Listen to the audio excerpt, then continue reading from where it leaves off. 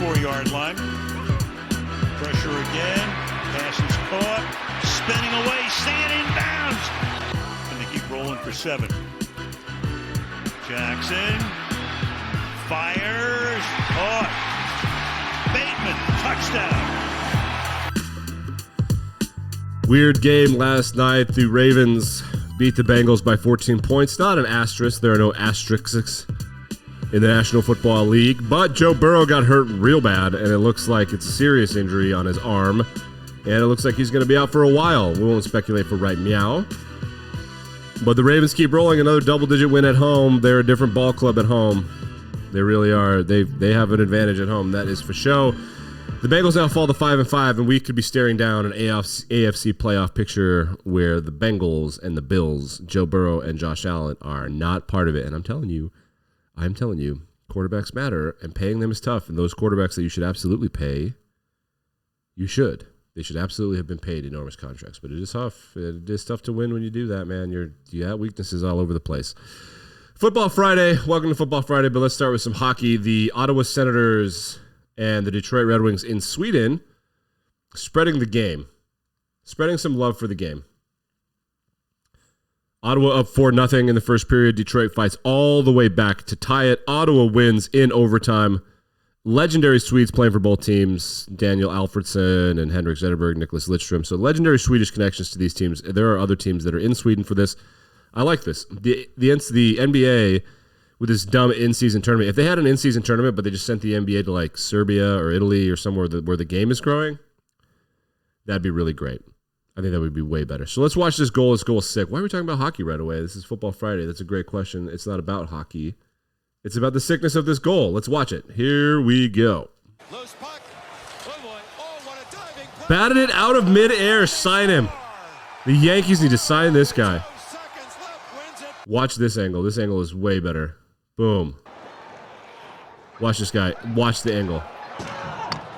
Waited on it. Oh, it's a changeup. You see the goalie swing and miss at it? Here it comes. Swing. And then it comes past. Man, what a cool goal. The big story from yesterday was Carissa Thompson. We covered that already.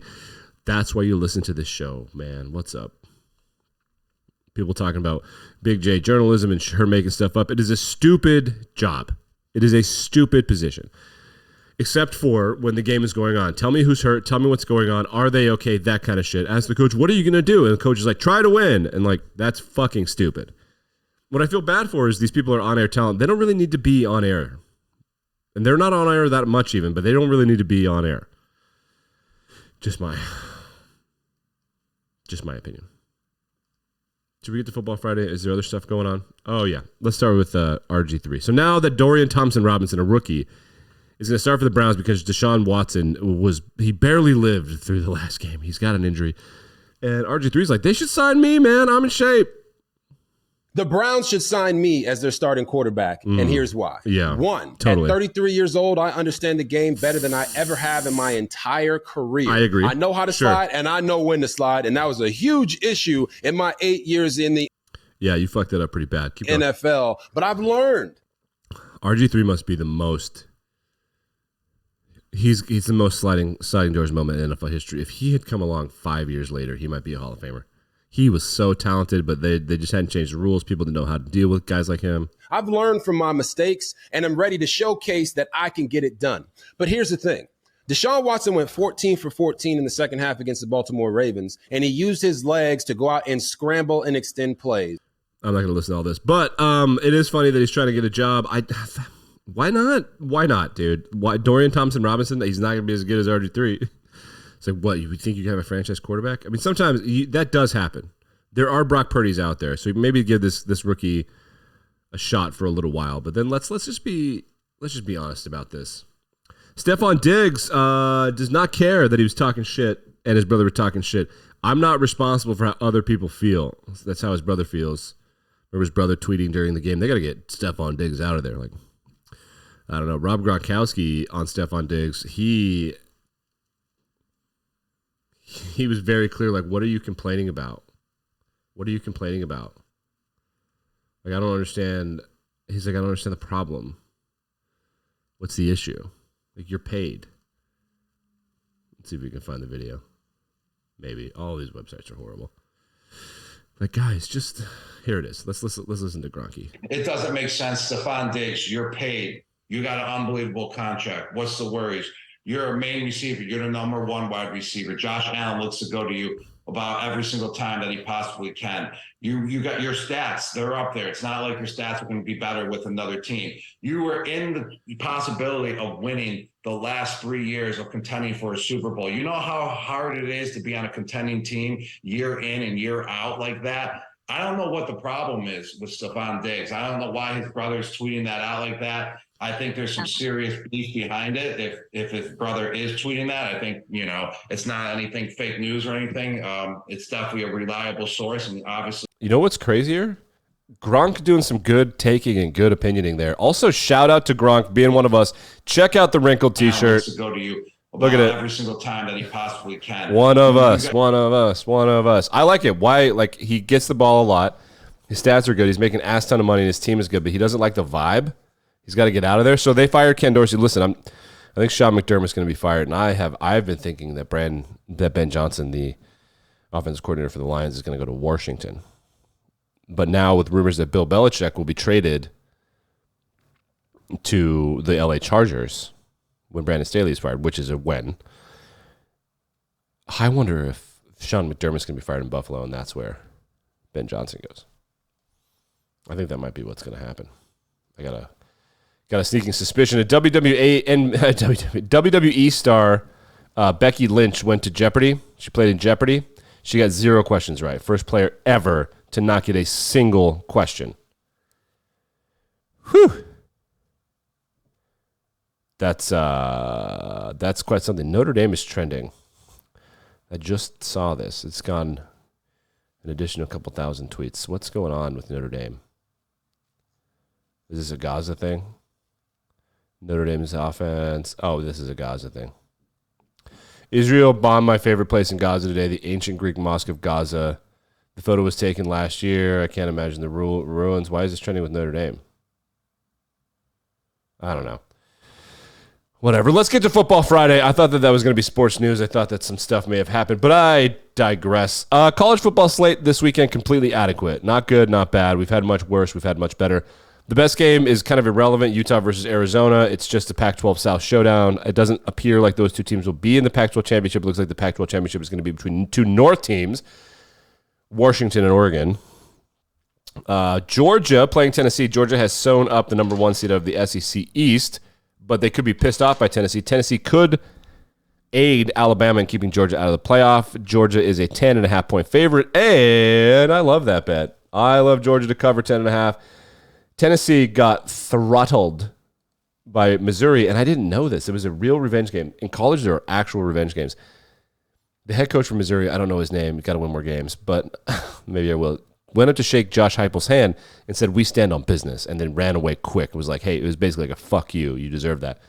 Turns out, last 2 years, Tennessee ran it up on Mizzou, which the college football playoff committee entices people to do, is they ran it up, and then they got lost by like 30 on the road at Missouri, who might be the 3rd or 4th best team in the SEC. Ole Miss and Missouri 3rd and 4th, which is what you want, right? Tennessee and Florida to suck. Speaking of Florida, I like them to cover 10.5 points at Missouri. Missouri being a 10.5-point favorite against Florida. I don't know. Florida does suck, but they have better players, which is weird. Miami's like that too.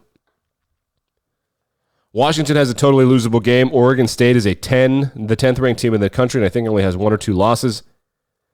Washington is a 1.5-point underdog in Corvallis. Be careful of Corvallis. The difference is this is not on a Thursday. It's not a day game. It's like a deep night game, and that's not the same thing. So you think orange and black, you think night. No, that's Oklahoma State. Oregon State. The O's and the orange and black, you guys got to be more creative here.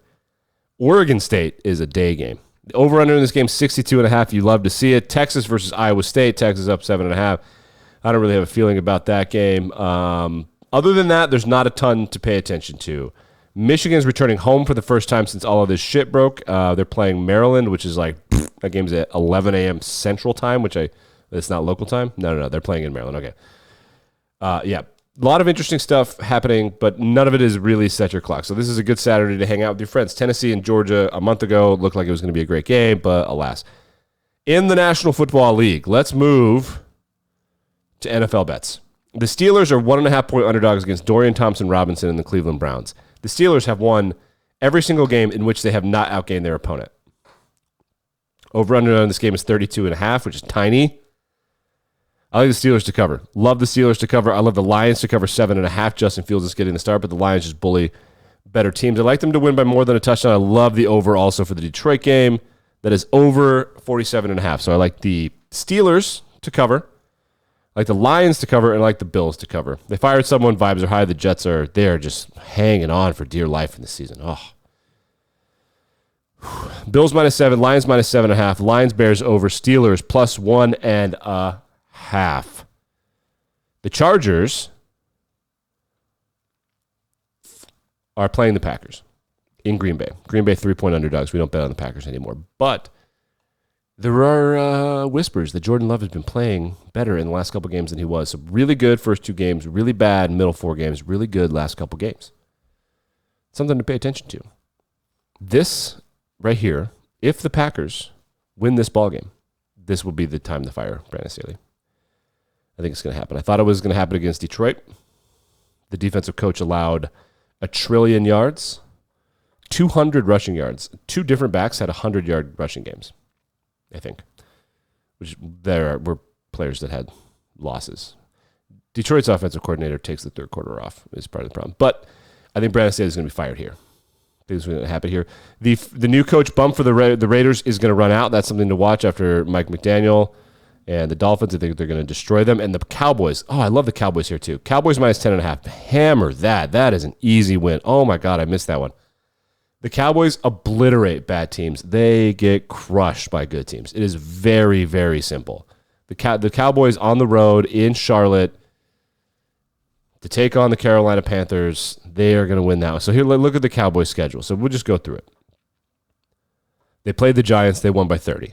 Easy. They're going to play the Panthers. They're going to win by 20-30. Easy. They play the Commanders. Oh, that's a tough one. That's in the middle of the road. I'm going to stay away from that one. Play the Seahawks. Lose by 10. Play the Eagles. Lose by 20. Play the Bills. Lose by 15-20. Play the Dolphins. Lose by 10. Play the Lions. Lose by 10-20. Play the Commanders, win. Whoa, no way. I got them with 4 or 5 more losses? No. Hold on. So how many? I don't want to get a side tangent. Are the Cowboys going to make the playoffs for sure? Okay. So they have 6. They're 6-3 right now. Panthers win, 7 wins. Commanders at home. We'll just give that, and that'll win. We'll split with the Commanders for fun. Win. So that gets them to 8-3. Seahawks, loss. Eagles, loss. Bills, loss. Dolphins, loss. Lions, loss. Commanders win 9-8. I got them at 9-8. And when they lose to the Bills, well, they might beat the Lions because when they lose to the Dolphins, Mike McCarthy will be fired, and then they play the Cowboys, or they play the Lions. They might beat the Lions. New coach bump. I think the Cowboys might miss the playoffs. So we look at the standings here. Niners, Seahawks. If they lose to Seahawks, the Lions, so they lose to the Seahawks are going to get a wild card. The Vikings could get a wild card. Dude. That would be something. I don't know that there are enough teams, though. I think they might make it at 9-8. That would be crazy. All right, back and better than ever on Monday, maybe. I might take Thanksgiving week off. I don't know. If it's not there, it's because it's Thanksgiving, but we'll be back at some point. Bye-bye.